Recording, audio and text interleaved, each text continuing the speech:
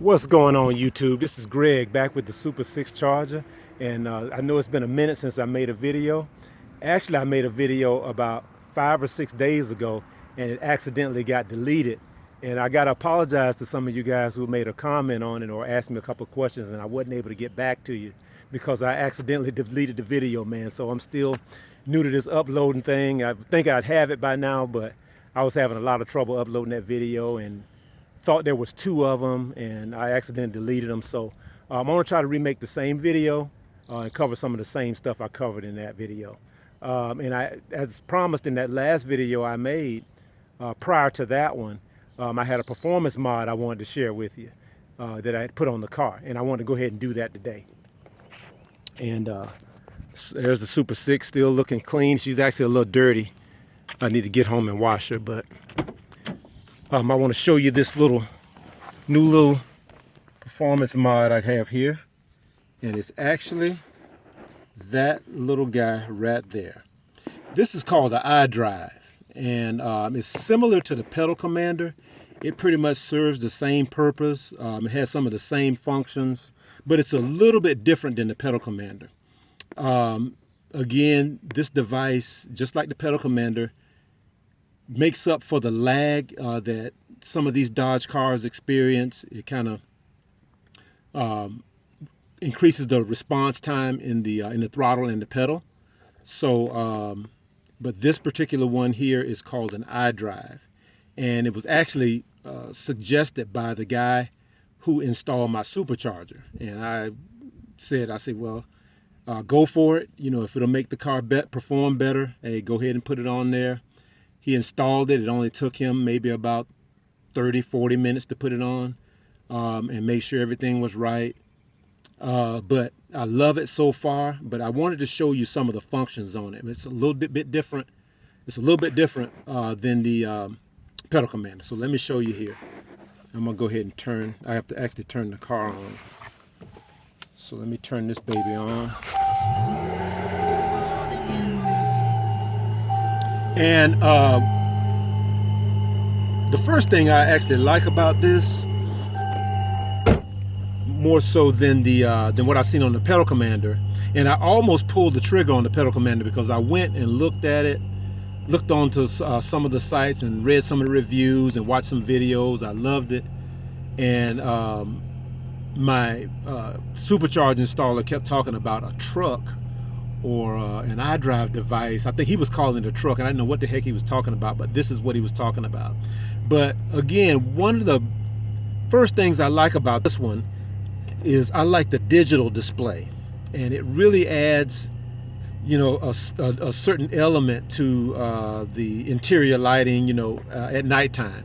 You know, it looks really cool with a digital display. It looks more like a gauge, more so than lit LEDs. So I really like that feature first and foremost.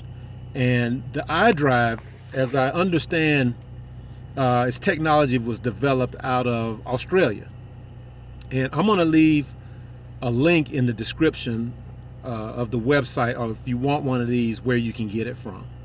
But anyway, it has 3 functions on it. And as I recall, the Pedal Commander had 4 functions, and I think quite a few more levels when you have, you know, the Sport Plus and the Plus Plus. I think you get a lot more levels and a lot more areas of sensitivity with the Pedal Commander. But with this one, you actually get 3 levels. And this is the level I usually drive in. So you have Eco, you have Ultimate, which is what the U stands for, and you have AC mode. And I'm gonna explain each one of those. But the first one here, the Ultimate mode, now this is the one I usually drive in, and I usually drive it on about level 6. It has 9 different sensitivity levels. And I usually drive it on, turned off on me here. I usually drive on level 6. That's usually enough for me. This level here, or this mode, is the one that you would use when you want to get on it. You want to really get some quick response, in and out of traffic, merging on the freeway, racing, you know, if you're into that. This is the ultimate mode, or this is the beast mode as they call it here. And when you change your sensitivity level, this button right here changes the sensitivity. And like I said, it goes all the way up to 9 and then back to 0 for the least amount of response. And then you just kind of tailor it from there. Whatever you set your setting on, it will stay there. It has a memory where it will stay there whether you turn the car off or not. It doesn't matter how long you're out of the car or the car is off. It will go back to the same level. You don't have to reset it every time you get back into the car, which is a great feature I like. That's a really a good thing. And this button here is how you change the modes. So your next mode that you go to, and this is a really neat one, y'all gonna like this one. This is called the AC mode, which stands for automatic control mode. Now this mode will actually tailor or program a setting to how you drive. It records your habits, your pedal habits or your acceleration habits, and it will tailor a setting for you to drive in. And that is the program or the mode you would drive in every time you get in your car. So I thought that was a really neat feature, the automatic control. Now I hadn't played around with that mode very much because I've been stuck in ultimate mode. So I just hadn't taken the time to play around with AC mode. But as I understand, it's a really nice feature. And the other mode, okay, that one turns it off. And this is the eco mode. Of course, just like anything with eco, this is the gas saving mode. Really good for if you want to save gas or if you're in stop and go traffic. This is a really good mode to have it in. Reduces your response time in your pedal. And like I said, if you just want to be practical and docile and save gas, this is the mode you want in. And then again, there's anywhere from 0 to 9 settings on that one. I want to talk about another neat feature about this. I'm going to go back to Ultimate. Another neat feature I like is that it's more like a safety feature.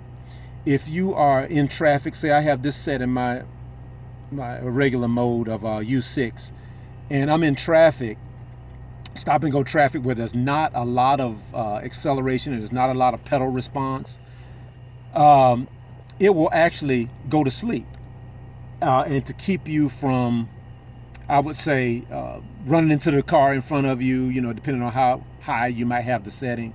So I thought that was a really neat feature, that it will go to sleep if it's not being used much, I should say. But I love that feature. It was a great feature. And that was one of the different things that was different from the Pedal Commander. So I really liked it. It's very basic. It's very simple to use. Either you're going to be in one of 3 modes and you're going to have anywhere from 0 to 9 settings. And that's one of the things I like about it. And let me tell you, with this supercharger on here in this thing, I mean, it adds a totally whole new element to this car. I thought with just the supercharger, the thing was better. But now with the supercharger, with the iDrive, and when I finally get my tune, this baby is going to be something else. And I like that because it really puts this car in, a class pretty much by itself as far as what it is and what it does. And by it being I'm going to go ahead and turn this off.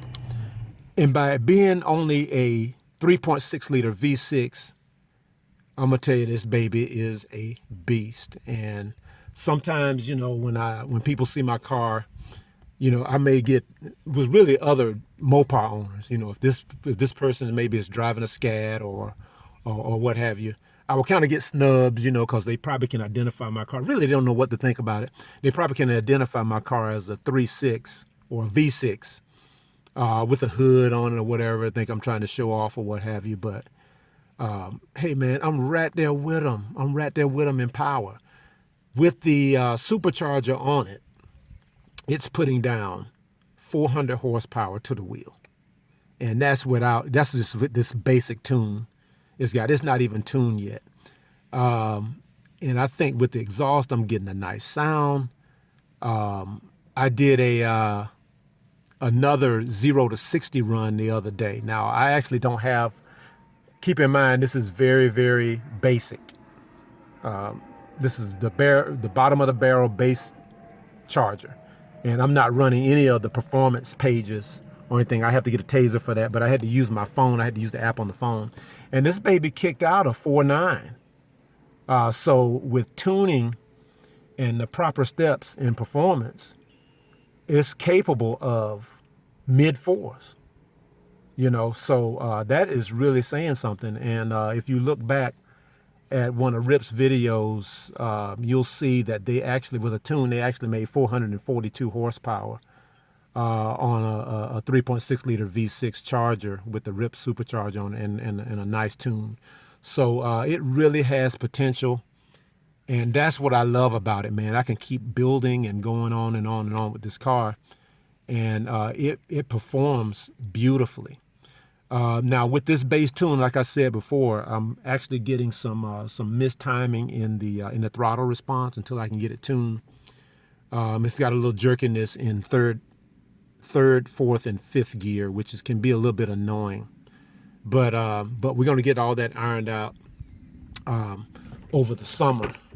A lot of you guys who don't know, as I work in education, so I'm working from August to May every year, and I don't get a lot of time to really do any major mods on my car between then. So I usually have to wait till the summer, just like I had to wait to put my supercharger on during the summer of last year. So I'm going to have to wait this year. So I'm done with work in about another week, so I'll be able to kind of take it in and get it tuned. I've been looking, there's a ton of performance shops around this area here, Metro Atlanta area. So I'm just trying to do some research and find out what the best place to take it and get this baby tuned up. But here's another new thing I've added, which was my catch can finally. And this is just a basic catch can I got from Amazon. I didn't have to pay, $150 or whatever for it. It's a very basic catch can. I think I paid about $25 for this. And how I have it installed, I just have some of this band wire I got from Home Depot. It comes in a roll. You can put screws in it. So I just took some of this band wire here, or band metal, and shaped it into a circle and attached it with a screw here so it fits like a cup holder. So here I can just pull it out and unscrew it, and I can sit it back down in here, and it's in there really snug, and I've got my connection here. Now, one of the things I wanted to ask you guys is that I am actually not getting, I've had this on, I've been running this catch can for about a month, maybe a little over a month or so. And I just checked it yesterday, and I actually don't have any oil in it, the can, yet. And I'm like, hey, what's going on? But so I don't know if I actually need to move it from here to this side here, from this PCB valve back here, because I'm actually getting evidence of oil around my air filter. And right up under here is I'm actually getting some evidence of oil there. And I don't know if that's common or not. I don't think it is. That doesn't look or sound right. But I think it would actually do more good on this side than that side. Or should I just leave one there and put two on here? Maybe put another one on here. So anybody that's maybe running two catch cans, or if you ever heard of that or whatever, let me know down in the comments so I can, know what to do. But I just thought I would start seeing oil immediately. Or if not immediately, then pretty soon after I had put the catch can on. But let me know, because I'm getting some oil residue in my air filter. Is that common, to find that? Let me know so I can get that taken care of.